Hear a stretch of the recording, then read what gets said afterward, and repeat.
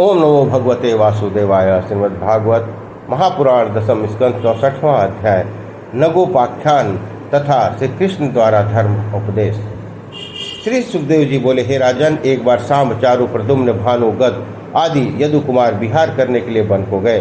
जब उन्हें प्यास लगी तो उन्होंने पानी ढूंढने के लिए उन्हें एक अद्भुत जीव दिख पड़ा। जो लोग पहाड़ के सवाने गिरगिट को देखकर अचरज करने लगे, उन्होंने दया करके उसे निकालने का उपाय किया। उन कुमारों ने चमड़े और सूत की पासे डालकर उस पड़े हुए जीव को निकालने के लिए बहुत सा प्रयत्न किया, परंतु वे निकाल न सके। तब उन्होंने उत्सुकता के साथ आकर कृष्ण जी से कहा। कमल नयन जगत पालक कृष्ण ने वहां आकर ऐसे देख लीलापुर बाएं हाथ से उसे बाहर निकाल दिया। तब उत्तम कीर्ति वाले भगवान के हाथ का स्पर्श होते ही वह गिरगिट रूप तत्काल दूर हो गया। वह तप्त स्वर्ण के समान सुंदर वर्ण युक्त अद्भुत अलंकार और वस्त्रमाला धारण किए हुए देव मूर्ति हो गया। यद्यपि भगवान उसके गिरगिट होने के कारण को जानते थे, तथापि लोगों में यह बात को प्रसिद्ध करने के लिए उन्होंने पूछा, हे देवी पुरुष, तुम सुंदर पुरुष कौन हो? मैं तो तुम्हें श्रेष्ठ देवता समझता हूँ। हे मंगलमय, तुम इस योनि के योग्य तो नहीं हो थे, फिर तुमने ऐसा कौन सा कर्म किया था कि जिसके कारण तुम्हारी यह दशा हुई? मैं इस बात को जानना चाहता हूँ, इसलिए यदि तुम यहाँ उसे कहना उचित समझो तो अपना भेद प्रकट करो। श्री सुखदेव जी बोले, वह अनंत मूर्ति श्री कृष्ण जी से यह प्रश्न किया। जब अनंत मूर्ति श्री कृष्ण जी ने यह प्रश्न किया, तब वह सूर्य के समान तेज वाले मुकुट ने प्रणाम करके कहा, हे प्रभु, मैं इक्ष्वाकु वंश का राजा नृग हूँ। दानी पुरुषों की बात चलते समय मेरा मन भी आपके कानों में पड़ा था। हे नाथ, जो सब जीवों की बुद्धि के साक्षी हैं, उनके ज्ञान का काल से भी नाश नहीं होता। ऐसे आपसे कौन सी बात छुपी है? फिर भी जब आपने आज्ञा दी है तो मैं कहूँगा। मैं जितने पृथ्वी के रजकरण हैं उतने आकाश में तारे हैं, जितनी वर्षा की धाराएं हैं उतनी ही गाय दान की हैं। वे भी भली प्रकार श्रृंगार की हुई, अच्छे गुणवान, सद्भाव और निष्कपट व्यवहार वाले, तप में प्रख्यात, वेद पाठी, तरुण, दरिद्रता के कारण पीड़ित कुटुंब वाले, सुपात्र श्रेष्ठ ब्राह्मणों को दान दी हैं। गौ, स्वर्ण, पृथ्वी, घोड़ा, गृह, हाथी दान सहित कन्या, तिल, रूपा, सैया, वस्त्र, रत्न, सब प्रकार का सामान तथा रथ मैंने भी दान किए हैं, यज्ञ कराए हैं और कुआं, बावली आदि जलाशय भी बनवाए हैं। इस प्रकार किसी उत्तम ब्राह्मण को गौ भूलकर मेरी गौओं के झुंड में आ मिली। मुझे उसका पता न था, इसलिए मैंने उसे दूसरे ब्राह्मण को दे दिया। उस गौ को ले जाते हुए देख उसके स्वामी ने कहा, ये गौ तो मेरी है।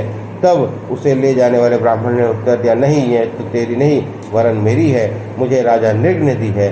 तब अपना प्रयोजन सिद्ध करने के लिए दोनों ब्राह्मण मेरे पास आकर कहने लगे, जिनमें एक ने कहा, आपने मुझे गौ दी है, और दूसरे ने कहा, ये आपने मेरी गौ ले ली है। यह बात सुनकर मैं व्याकुल हो गया।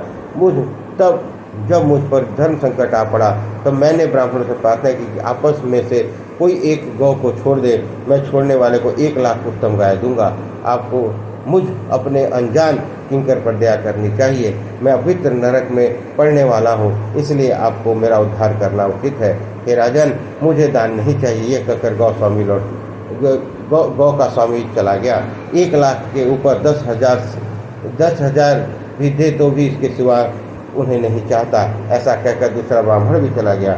हे देवाधिदेव, हे जगन्नाथ, उसी समय यमराज के दूत मुझे यमपुरी ले गए। वहाँ यमराज ने मुझसे पूछा, हे राजन, पहले पाप भोगना चाहते हुए पुण्य, तेरे दान और धर्म और उसके प्राप्त होने वाले उत्तम लोगों का अंत नहीं दिखता, अर्थात तेरा पुण्य अधिक है। तब मैंने कहा, हे देव, पहले पाप भोगूंगा। यमराज बोले, तब नीच योनि में पड़। हे प्रभु, इतने में ही मैं यहाँ गिरकर गिरगिट का रूप में देखा। हे केशव, मैं ब्राह्मणों का भक्त, उदार, आपका दास हूँ। मुझे आपके दर्शन की अभिलाषा थी, इसलिए मेरी स्मृति नष्ट हो गई थी। हे प्रभु, आप केवल उपनिषद रूपी नेत्रों से योगेश्वरों के हृदय में चिंतन करने योग्य गोदित परमात्मा हो, फिर आप मेरे समक्ष कैसे हुए? आपका दर्शन तो उसी को मिलता है जिसके संसार का अंत हुआ चाहता हो, पर मैं तो गिरगिट की योनि संबंधी अनेक कष्टों के कारण अंध बुद्धि हूँ। इसलिए मुझे आपका दर्शन होना आश्चर्य की बात है। हे देव देव, हे जगन्नाथ, हे गोविंद, हे पुरुषोत्तम, हे नारायण, हे ऋषिकेश, हे पुण्य श्लोक, हे अच्युत, हे कृष्ण, हे प्रभु, मैं देवगति को जा रहा हूँ, आप मुझे आज्ञा दें। मैं कहीं भी रहूँ पर मेरा चित्त आपके चरण बिंद में लगा रहे। सबके उत्पन्न करता पर ब्रह्म अनंत शक्ति जीव मात्र के आश्रय सदा आनंद रूप कर्मों में के फलदाता आपको मैं प्रणाम करता हूँ। इस प्रकार कहकर भगवान ने परिक्रमा करके अपने मुकुट से उनके चरण स्पर्श करके आज्ञा लेकर सब लोगों को देखते देखते यह विमान पर सवार हुआ। तब ब्राह्मणों ने भक्त धर्मात्मा देवकी नंदन श्री कृष्ण जी राजाओं को शिक्षा देते हुए अपने कुटुंब में कहने लगे कि यदि ब्राह्मण का थोड़ा भी धन खाया जाए तो अग्नि के समान तेज पुरुषों को भी उसका पचाना कठिन पड़ जाता है। यह तब शक्तिमान होने का अभिमान करने वाले राजाओं को वह पच ही कैसे सकता है। मैं विष को विष नहीं मानता, क्योंकि उसके लिए उपाय है। सच्चा विष तो ब्राह्मण का धन है, जिसके लिए पृथ्वी का कोई उपाय नहीं है।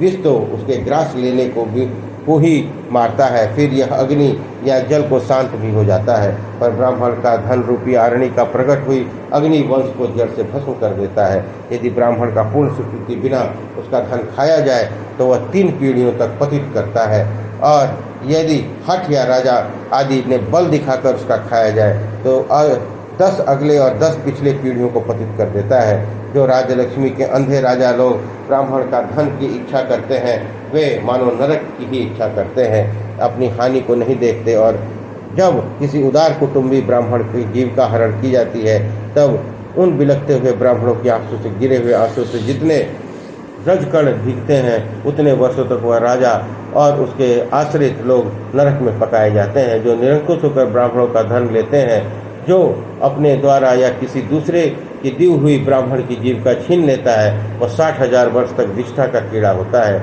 मेरे घर में ब्राह्मण का धन न आवे, क्योंकि उसकी लालच से राजा लोग अल्प आयु वाले, पराभाव प्राप्त, राज्य भ्रष्ट और सर्प की तरह उद्वेग करने वाले होते हैं।